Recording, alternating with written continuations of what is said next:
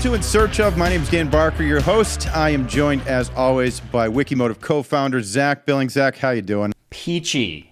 It's Q4 in the car business, so peachy. Awesome. Well, yeah, we all hear you there. And a very special guest, the one, the only, the infamous, the amazing Brooke Furniss. Brooke, thank you so much for being with us here. Well, thank you. Can I just hire you guys to be my hype people and just walk around and be like, hey, let's talk about how awesome Brooke is, because that was a great opening. I'm into it. I can do this. I'm here for you. You let me know what you need, and we're there. Because obviously there is so much hype around so much right now. So why don't we use that as a fun little pivot? Because what is the hype in the industry that we're seeing right now that is maybe a little bit bullshit? Well, it's funny you say that, because none of you guys can see what's in the cup right now. So the fact we're getting this conversation, it's going to lead us all to drinking. Let's just call it as what it is right now. So yes, we are talking offline, and there were a lot of colorful Brooke words that were being thrown around that I'm sure will slip at some point during this thing.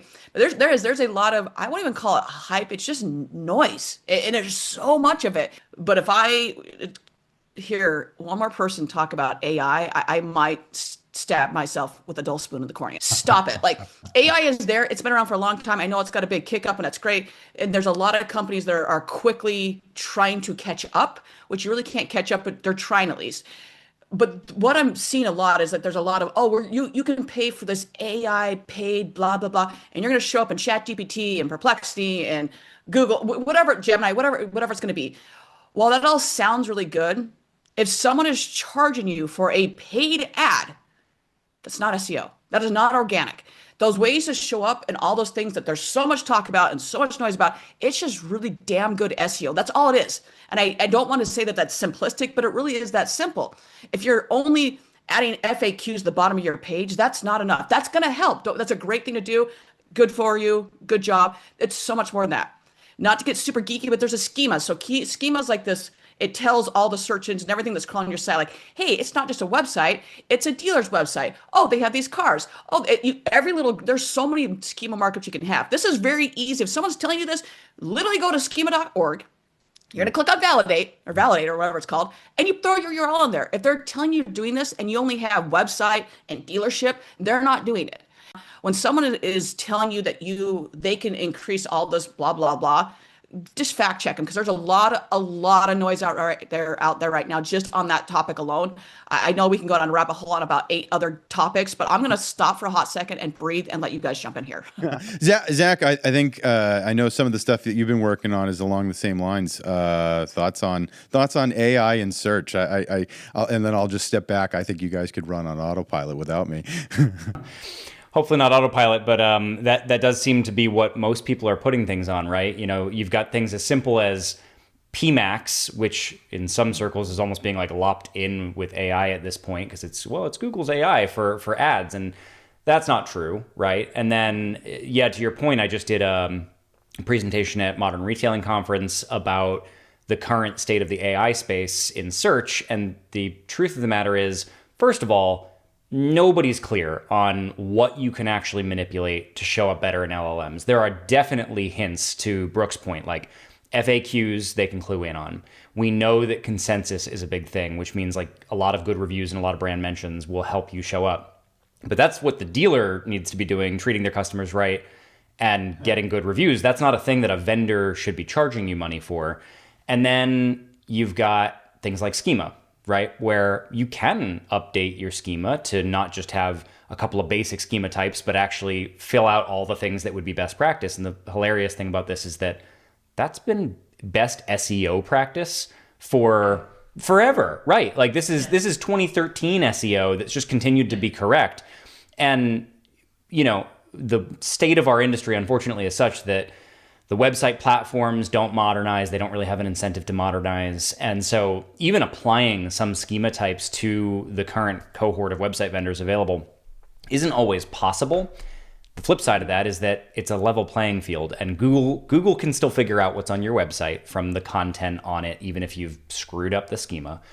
And if you take a VDP with no vehicle schema, right, which is supposed to be the stuff that says year, make, model, offer, MSRP, blah, blah, blah, blah, blah about that vehicle, right? It's what helps Google and LLMs and everything to read that.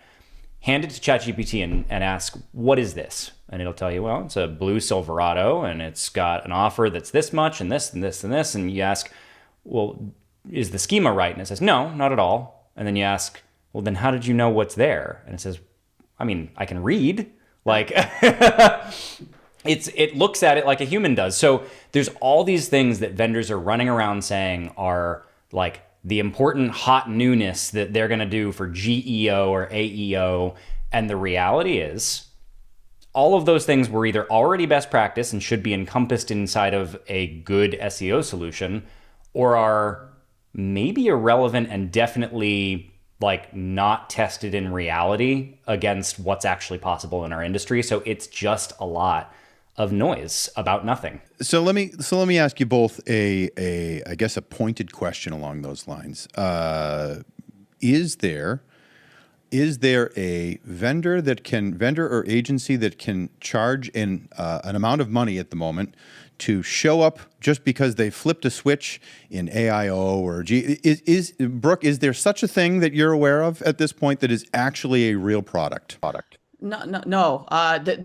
The simple answer is no, because there's a lot of people who will say they're doing it, but once again, are they actually doing it? So not a flip of the switch, but I definitely have seen it 100% increase when done correctly. I guess, Zach, same question. You aware of anybody out there that's able to offer just specifically a legitimate service or product that is AI only? Turn this on, and all of a sudden you magically appear in search overview or anything like that, like AI search overview. Anything actually exist? No, especially not on the AI side. And to put the big words to it, but I think they'll make sense to everybody when you just think about the words. Google rankings, right? Traditionally, the way we think about it in AI, or sorry, not AI, in SEO speak, is like you hold a ranking, right? And they do vary by where did you search from, what was the distance away from the store, but in a given spot, maybe the store's own city, you Google a keyword and they have a ranking. And that is deterministic, which means you can determine what position that they are in. And at a given time, anyone can search that, and if they use the same keyword and they're standing in the same location, the ranking will be the same, assuming they didn't have some like search behavior that got personalized.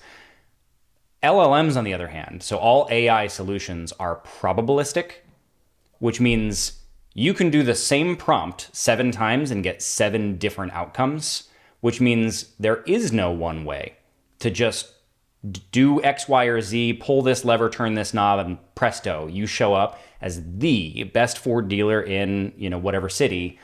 And that means that anyone who's selling that as the outcome of their product is just lying. They're just lying.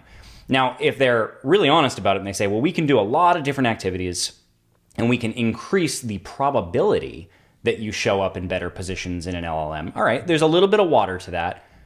But the number of known factors at this point, like SEO took forever for people to get clarity through testing, trial and error, and it's an art form. It's still not a science to this day. Although there are scientific elements to it, it's not a science. You have to constantly iterate, test, see what works in different situations. And the same is going to be true in GEO, AEO for LLMs, but it's going to take a lot of time to figure that out, and no one has the answer. Nor is it even a stable enough playing field that you could try to get an answer right now. Are there some best practices? Yes, but they're almost all part and parcel with existing SEO. Yeah. And to your point on that is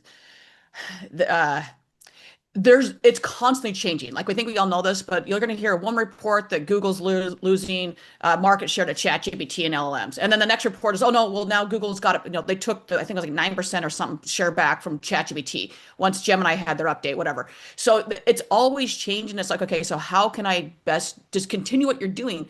But it's like, this is just, it really is as simple as just having really good SEO. Now, also understand, if you are running some type of campaign, obviously Google has made some switches on top of that. So like random goals, I don't know if you guys saw this or not, but goals I think it was Google's AI Max, I think is what they're calling it. And it was turning on goals, and we never set it. Like, not that I don't run the advertising, but I went, I'm like, hey, you guys, why is this goal here? Like, we never turned it on. And we did some research and come to find out it was Google's AI Max tool that turned a bunch of goals on, and so it was messing up the metrics. So whether it's the SEO portion or anything else, just constantly AI it's great. I mean, I love AI. I just understand, like, you got to constantly watch it and see what's the newest and greatest thing. Not saying to go do the newest and greatest thing, but understand what it is. For sure. And I think watching any AI solution, period, full stop, whether it's supposed to be related to like search and optimization, or whether it's your AI chat tool, you need to go police what it's doing and how it's behaving. Because I see so many of our dealers that are, picking up like an AI chat tool, and the premise is great. I completely agree with the notion of like, let's make sure that we can, regularly, consistently answer our chats, and it takes a lot of labor to do that. And if AI is so great at everything, let's use an AI chat tool. And then the reality is, if it gives a bad answer or it gets tripped up on something, or I was doing a visit with one of our dealers yesterday, and the example they gave was customer asks, has the car ever been smoked in? What's the AI solution going to answer that question with, versus a person in the BDC who could potentially walk outside and answer that question, right? Or ask somebody to go do it, or say, I'll get back to you shortly. What's your cell phone number? I'll text you. And the policing needs to be done, whatever the AI solution is, because they are not perfect, and the technology is a long way away from truly duplicating that human touch.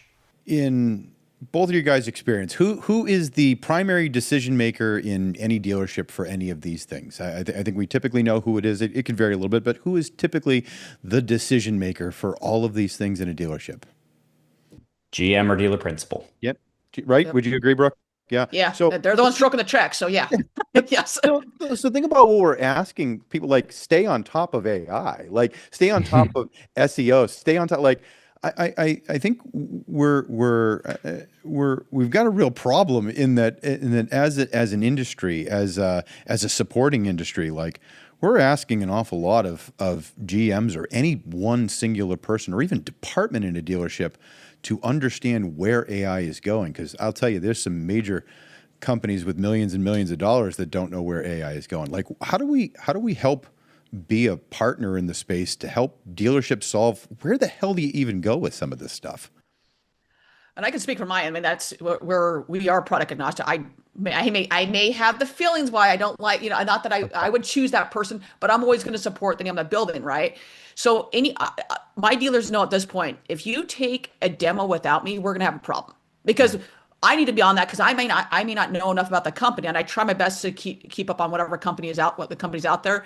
But it's not, to your point, it shouldn't be incumbent on the GM and the dealer principal to be like, by the way, know how to use GA4. By the way, look at all AI. By the way, there's this. Oh, there's this new thing. Their whole, in my opinion, it should be focused on selling cars, like moving metal and how's your service lane. Like, I'm not saying bury your head in the sand, but have someone on staff that doesn't have an alternative motive. They're not taking kickbacks. They're not taking whatever it's going to be. There's no alternative motive to, like, do whatever, so they can objectively say, this is working, this is not. In my opinion, I don't know that. I don't believe that a GM is going to have time to do that. Hire someone in-house or a third party that doesn't have any other initiative other than to protecting the building. And that's, in my opinion, how you do it. Zach, what are your thoughts? I mean, does Tim Cook of Apple know how to completely engineer the iPhone? No, of course not, right? There are specialists that he would turn to answer that question. It should not be, as Brooke said, it's not incumbent, it shouldn't be upon a general manager or dealer principal to know how to hold all of this accountable. I do think that it should be incumbent upon general managers and dealer principals to recognize that fact and to enlist competent help that is up to date in this area, right? To enlist someone like Brooke, to enlist a trusted partner, to hire somebody internally, right? You have to be able to recognize that your specialization is in operating a business. Your specialization is in closing deals and optimizing your service department. And if your job is to run the store and to sell the cars, you can't also be an expert at keeping up with AI, keeping up with all areas of marketing, and conducting the entire symphony perfectly to be able to put all these solutions together and vet them. So you need to be able to recognize that, step outside of what you're comfortable with, and find somebody who can help you with that. Yeah, I think if you're everywhere, you're nowhere. So I think that's a really hard thing to understand, and maybe even sometimes let go of, right? Like I think who doesn't want to be the hero that has their hands on all the levers with all the understanding? And I'm a subject matter expert on everything, but it can be hard to let go of some of that. But I think ultimately there's no way to be everywhere without being nothing. And I think as we see things continue to change rapidly in 2026, it's going to be even more important because the systems and the knowledge that it's going to take to wield these systems and really understand, be a data analyst, be an AI expert, be an expert in whatever new DR tool is out there, or what, I think it's going to be essential to have it mastered and to understand that it can't all live with one person. What do you see is on the horizon to help dealerships maybe solve that either seasonal or the position they find themselves in, maybe typically this time of year? I mean, from my perspective, obviously, for me, January and February, because they are so slow, so many clients right now are making big time switches in January, February. I don't know if I've seen this many go through this many changes at once, but there's a lot of dealers that. I will also say this is not, I don't think the conversation was going to go this way, but it is going now. So here we go. Strap in, grab a drink. Let's go now. I don't know about you guys. I am seeing so many dealerships just say, we're done being micromanaged by a higher power. And whether that's the website provider, they're just being told you have to use this or this, or you don't get your money. So what I'm seeing this year is really taken off. And in my opinion, this is going to get even more in 2026, where it's either we're going back to two websites, the one the OEM mandates to have and the one that we actually can control, or they're going to a portal group site. And I am seeing I just had a group that, I've actually had two groups go completely off co-op 100% because they're done. They're just done. So I'm curious to see if that trend continues. I know we can talk about SEO, but that one in particular, I literally just this morning had another conversation with a dealer, like, let's put the pen to paper to see if it's worth it to go off this. So I don't know if you guys are seeing that, but I am seeing a massive increase and dealers just finally saying enough is enough. We're done. Well, obviously, we're not necessarily naming names here, but what's the rationale? So I am trying so hard to be politically correct, guys. You know me well enough. I am like holding my tongue so badly right now. But we'll go with is that right at the top, I don't think a lot of dealers understand that right at the top, when someone is a preferred partner and it's co-opable, there's a 30% chunk that's getting taken out. So one or two things are usually going to happen. Not all the time, but usually going to happen. The service is going to get watered down. You overwork your people. There's actually three, which is probably going to happen anyways. And then third, how else are they going to make up that money? They're going to increase more. So something's got to give somewhere where right at the top, I'm networking, that's great. I'm losing 30% off the top. So when you start to look at, if I have a dealership, and it's, Brooke's dealership, right? It would be so rare for me to go anything as a preferred partner unless the money makes sense, unless I'm getting, cars that are, I'm not getting cars anymore, whatever it's going to be. And the reason for that is you have a great company, XYZ, and I won't say the moment they become preferred partner, but more times than not, and not all, but very clear, not all are this way. There are a lot that have, because of the moving of levers and trying to still make a profit, which we all want to make a profit, is everything else gets watered down. So when I start looking at reports, and all of us on this call right now, we are data nerds, and I wear that badge with pride. Looking at data to say, okay, how is this one doing versus someone that's not network? And the difference you can automate, just from our Google Ads, you can charge less, because you're not getting a 30% dock right off the top. You don't have to follow you follow guidelines, but it's different. So a lot of people that become preferred partners, the service is just not as great as it could be. And they have to report back to the owner that day. So they want their numbers to look good. So I don't blame them for that. I get what they're doing. I understand it. But once again, do you have someone who has to be like, okay, your pretty dashboard says this, but we're not moving more cars. So where's the disconnect here? So I kind of went a roundabout answer that with not answer it because I don't want to get anybody in trouble with what I was going to say. So, but at the end of the day, is just partner with good people and see what that. But there's a lot of there are certain OEMs out there right now that you literally have one choice for a website provider.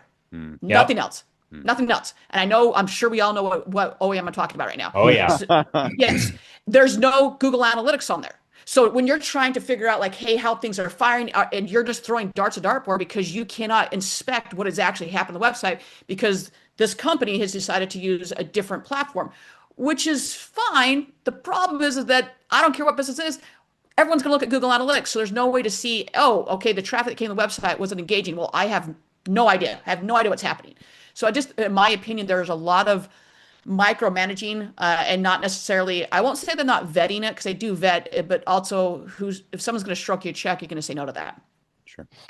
Yeah, I think some OEMs, and I don't know the ins and outs of how each one does things, but some clearly have a longer time horizon to their thinking, and others are very much seemingly more, profit driven in decision making around this. And at a minimum, OEMs necessarily, when they go to pick a vendor, many of them look for, I want a big vendor. I want someone who can absorb that hit. And already that has the potential, it doesn't happen necessarily, but the potential to mean you picked the jack of all trades rather than the master of a particular domain. And I think what I'm seeing dealers, to your point about switching away from OEM approved solutions, which I have seen an uptick in that. And for anyone watching, we didn't get a chance to compare notes with Brooke on any of this. And 100% of what you've said is like squarely what I'm hearing right now. And it's a very much an emerging thing recently that there seems to be an uptick in interest in non-program solutions. And it varies a lot by OEM. So I don't want to paint with too broad a brush, but when we're just looking at everything as an average, I do think that there's a pattern there. And I do think it's coming from the fact that by and large, handcuffing people to a limited number of solutions, even if some of those are good solutions, just means you don't have choice. And I'm going to zoom this out a little bit further and say what I've noticed, I've also seen, I would say, a record amount, not record, but record post-COVID amount of vibration and panic changes. And I get where it comes from, right? The most recent Cox data for Q4 says that dealer sentiment is at the lowest point it's been at any point back to the beginning of 2019, except for the quarter that COVID happened, that the shutdowns happened and all of that. So dealer sentiment is at an all-time low. Why? We're finally through COVID is what's happened here. And we're back to normal, crappy seasonality where Q4 just feels terrible because you don't sell as many cars. And at this particular moment, you have a lot of consumers who are not buying cars and they're saving up for Christmas presents instead. All the economic data for people spending at like Walmart at the moment is great. The money's going somewhere else at the moment. So you've got dealers who are understandably concerned about what's going on right in front of them at the moment. And then you have, I had a dealer call me up last week and they literally sent me the list of all of the approved solutions for their OEM, like in every category. And they said, we have to spend X amount of money or it just evaporates. Which thing here would you spend it on? And I'm like, well, that's a nebulous question, but I do understand where it's coming from. You've got some funds that are basically tied up and you don't want to not take advantage of them. And they're like, this all looks like crap. We don't know what we would even want to spend it on. And half of this stuff would actually damage the better quality solutions that we're paying for out of pocket by overlapping them or replacing them. And it's a frustrating place to be as a dealer. So you get this situation where it's just like, well, we're just going to go away from the approved solution because it's working for us. But I do think that what we're definitely seeing right now is understandable concern that is actually, it exists for a very understandable reason. Intent for buying cars right now is down double-digit percentages over a year ago. And it feels even worse because we're slumping off of, a time of year when the market's just better. So you have general managers and dealer principals saying, I'm not selling enough cars and I have to make a change. So changes are being made. And I think a lot of those are being done without looking at the data properly. And so if I'm waxing here too, but if I were to implore everybody watching to do something, it would be to first look at some market data, look at what your make in your region is experiencing region-wide for year-over-year change in sales. Look at search volume data. You hopefully have a partner that knows knows the digital landscape enough to find you that information. Like, look at some benchmarks that are outside of the volume of sales that you sold at the store and compare yourself on market share. See if that's really as jacked up as everything feels like before you go make a really big change that might be shooting yourself in the foot or might not be. Depends on what you're firing. It kind of goes back to where we started, right? Of having, if you have a trusted resource and you're not trying to be everything in the dealership in terms of analytics and AI and all these other things, if you have partnerships and relationships that you can trust, where you can lean on a vendor, lean on an agency to say, hey, where are we actually at with these things, and trust that you're going to get an accurate response, you can make much better, more accurate, more refined decisions that keep you on track. Because obviously the risk this time of year is, well, you cut 3/4 of your vendors, and then, well, which ones were working? I don't know. We got rid of all of them. Like, and you're like, well, okay, we see this time and time again. You get that influx sometime around April or May, where you go, oh crap, maybe we shouldn't have cut everything. let's sign some new vendors back up again, and then you kind of do the rinse, wash, repeat. And I think that's a real dangerous thing when you think about things on a longer horizon than 30 days, than the month you're in and the sales you need to make for that month. But I have a really savvy dealer who, a different one, who hit me up earlier this week, and he said, "Can you help figure out what's going on? We changed entirely too many things, and I can't figure out which thing caused the impact here." And I'm like, oh shoot, that's a big list. Like, I'm going to have a really hard time parsing that in data because you've changed 6 variables at the same time, some of them being really significant. Like, we changed our pricing model. We removed a major lead gen tool. We updated ad budgets. We updated ad campaigns. Like, major things that independently would probably be significant variables, and you stack a bunch of them and it's just like, oh, now we don't know which way is up. It is tough, and I don't think I know we as a business do definitely rely on experts even outside these walls, because it's a difficult thing to manage, especially when you're watching numbers go in one direction that it's supposed to be up and to the right, and it's definitely not up and to the right. And I think managing that and building a team and a culture that is on board with pointing out the hard things or the uncomfortable things, but also reeling you back when I personally, I've had people had to reel me back, go, what are you doing? Like, yeah, this is a down moment, not a down quarter. Like, calm down. Brooke, what do you see in terms of maybe a top 2 or 3 things that you would give for advice to dealers as the clock and the calendar tick over to a new year? Where do you want to see them refocus their attention or efforts? One thing we didn't touch on, but I know this is all a very hot topic with all of us, is if you're trying to hold anyone accountable, I don't care if it's SEO, SEM, whatever it's going to be, if you don't own your own data, you don't know anything. I'm sorry. And it is so infuriating to me that we have to still have this conversation almost in 2026. You don't know. You're getting shown something that may or may not be true. I won't say most likely. I've yet to be proven wrong that if a dealer does not have access to their own data, something is being hidden. So number one, please look at that. I know we're going back to like the vendor partners, right? I understand that certain ones might be a partner and they're preferred, blah, blah. So you chose them. It was the lesser of 2 evils. You don't know how to spend your money. When it comes to every buzzword that gets thrown out there and the drinking games of those buzzwords, just take a breath for a hot second, because it might be a great thing or it may not be a great thing. I mean, how many companies have we seen? I jokingly say I'm going to change my name to BZ Consultants Group CDP AI because everybody apparently is one. I don't know how that's possible, but they are. So understand how many have come, like, have shown their head and like, oh, we're going to do awesome, that we're amazing, blah, blah.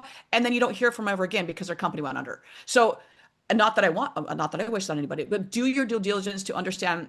Reach out to any of us on this episode right now. We'll happily tell you, hey, that's a reputable company. They're good here. Hey, maybe stay away from them. Hey, maybe I don't even know who they are. I need to take a demo with them. But use the network that is automotive, which is phenomenal, to say, is this a good product or not? And I would say the last one with all the changes, just like I said, have someone that you trust that has your best interest and is protecting the name on the building to say, this is a great idea. We love it. Hey, Mr. and Mrs. Owner, this is not a good idea. So just those are probably my top three. I love that, and I'm actually, to be honest with you, a little disappointed we didn't come up with a buzzword drinking game for this episode. So maybe that's right. You said specifically that the substance in that cup was not going to be identified. So we'll. It's clear. Let's go with that. Let's go with that. Zach, give me two or three things that you see dealers need to refocus on for 2026. Yeah. So piggybacking on Brooke's comment about data, I'm going to say you have to trust your data, and you have to leverage the data that's available. And there's a lot, and it doesn't all have to be like the most complicated thing in the world. Yesterday, I was driving with one of the partners of one of our dealer partners, and he said, "Digital marketing makes my head hurt." And I said, I get it, but not all the measures are actually the most complicated thing in the world. And actually, some of the most useful and reliable ones are really quite simple to understand. You just need to find a trusted partner who's delivering them with truth and accuracy and not to sell you something. So I'm going to piggyback off what Brooke said about using data. And you need to not only use your data to understand what's working in your marketing, you need to use some data to understand what you're measuring it against. The number one reason that dealers end up firing good solutions, especially in something like a Q4 when sales feel like they're down, is that you've got a market headwind. If you sell 100 cars and the market's down 10%, you're selling 10 fewer cars. If you have a great marketing solution that got you 10 more deals, you broke even. You sold the same 100 cars. And you might be looking at that marketing solution and saying, I paid X number of $1,000s for that, and I sold no more cars. So I'm going to let that solution go, and I'm going to move on to something else. And you risk letting go a solution that was helping you to backfill that down market. And then you risk falling prey to one of these demos from a buzzword bingo solution and ending up with a solution that does not propel you in 2026. So if you're going to do anything, when you plan your marketing solutions for 2026, and frankly, if you're going to do anything before you make a move, it's look at a market measurement like search volume data or what the OEM is reporting for total sales for the make in your market. Weigh that against what happened. If you sold the same number of cars in a down market, things are actually going okay for you. And what you want to do is orient and then look for ways that maybe you can eke out even more performance in the new year, but be careful not to use just sales volume as the measure for success. Yeah, and I think that leads into one thing you and I talk about, maybe you could expand on, Zach, is past the 30-day horizon. I guess I alluded to it earlier, but I think it's a mindset that kind of wraps into everything that Brooke has said and everything that you said. Maybe you want to encapsulate that as well. This is how the business is run for forever, and it's very hard to break these cycles because they're not an individual decision. They're part of a culture that's ingrained into our business. And so I don't want to oversimplify this, and I don't want to make this sound like this is any one person's fault in our industry at any store level, but we need to start working on 30-day thinking. We think in terms of the month. We think in terms of how we're trending for the month. We think about this month versus last month, this month versus a year ago. And we measure our sales success. We measure our profitability on this 30-day cycle, but we exist inside of a larger ecosystem with a lot of macro factors that impact us, either down to the individual make level for, a GM dealer, a Ford dealer, a Stellantis dealer, a Toyota dealer. You have macroeconomics that can impact this.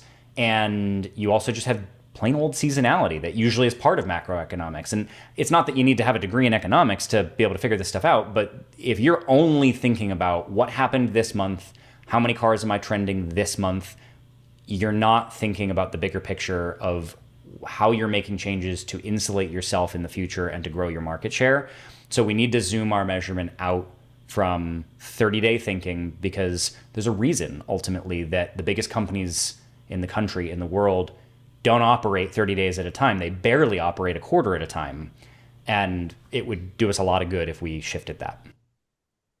I don't know if you've seen it on your end, Zach. I do have quite a few clients that we exactly what you're saying. Like go to the at minimum quarter thinking because I remember when GA4 first came out, right? And we were all freaking out for a lot of reasons and going back to drinking, we were all drinking a whole lot because that's what it did.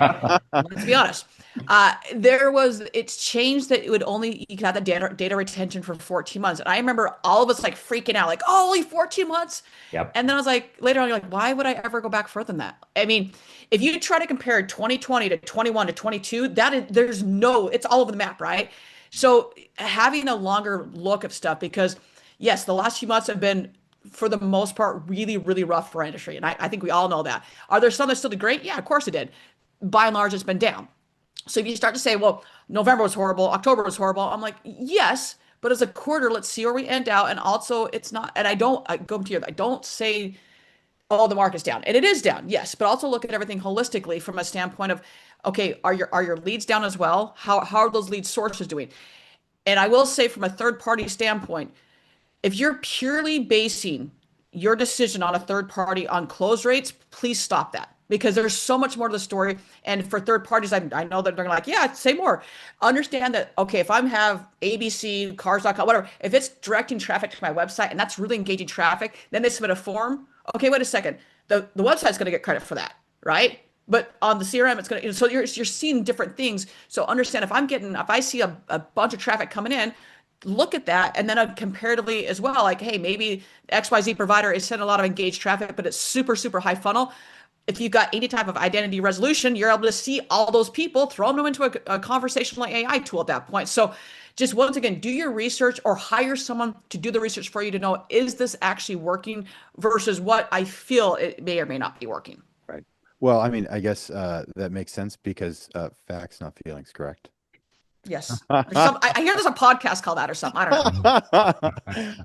Awesome. Well, I know I can see the red lights flashing and we're running out of time for this episode. Brooke, thank you so much for joining us. And I'd love it if you join us again in the future. This has been great. Always. Thank you so much, everyone. Appreciate it. Awesome. So that's it for this episode. Tune in next time and check us out on In Search Of.